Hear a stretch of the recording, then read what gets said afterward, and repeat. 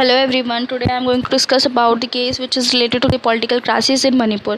This case is called the Keshav Meghachand versus Honorable Speaker of Manipur. This case is about the anti-defection law. तो इस case में क्या होता है, इस केस में बेसिकली जो जब लेजिस्लेटिव असेंबली 2017 में उसके इलेक्शंस हो रहे होते हैं तो उस टाइम पे जो टोटल सीट्स होती है वो 60 सीट्स होती है।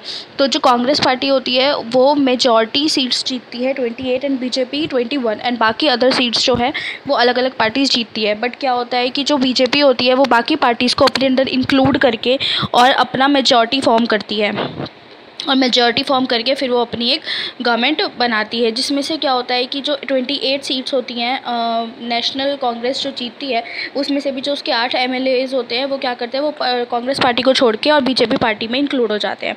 तो बेसिकली जो 40 सीट्स की जो बीजेपी की टोटल स्ट्रेंथ हो जाती है वो 40 सीट्स की हो जाती है और इस तरीके से बीजेपी अपनी गवर्नमेंट को फॉर्म करती है।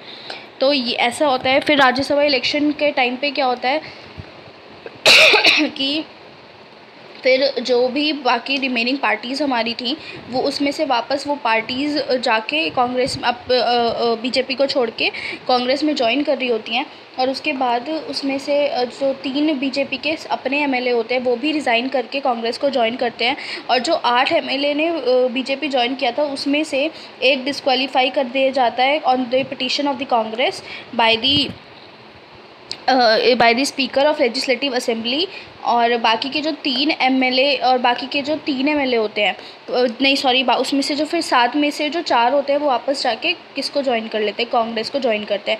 तो उसके बेस पे क्या होता है, इलेक्शन से एक दिन पहले उन लोगों को डिस्क्वालीफाई कर देते हैं स्पीकर ऑफ लेजिस्लेटिव असेंबली। तो इस तरीके से फिर जो राज्य तो इस तरीके से फिर बीजेपी जो होती है वो अपनी मेजॉरिटी में आती है और उसके बाद वो फिर से अपनी गवर्नमेंट को फॉर्म करती है। तो इस तरीके से ये जो केस है ये पॉलिटिकल क्राइसिस को अट्रैक्ट करता है। इसमें एंटी डिफेक्शन लॉ लगता है क्योंकि जब भी कोई भी जो है वो पार्टी में से कोई भी जो एमपी होते हैं और वो छोड़ के जाते हैं पार्टी को तो उसके और दूसरी पार्टी को जाके ज्वाइन करते हैं तो उन पे एंटी डिफेक्शन लॉ अप्लाई हो जाता है और वो एलिजिबल हो जाते हैं डिस्क्वालिफिकेशन के लिए फ्रॉम दी हाउस।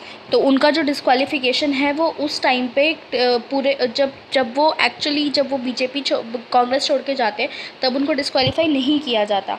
बाद में लेकिन उसको जब वो वापस से कांग्रेस ज्वाइन कर रहे होते हैं तब उनको राज्यसभा के एक दिन पहले जस्ट उनको क्या करवाया जाता है, डिस्क्वालीफाई करवाया जाता है।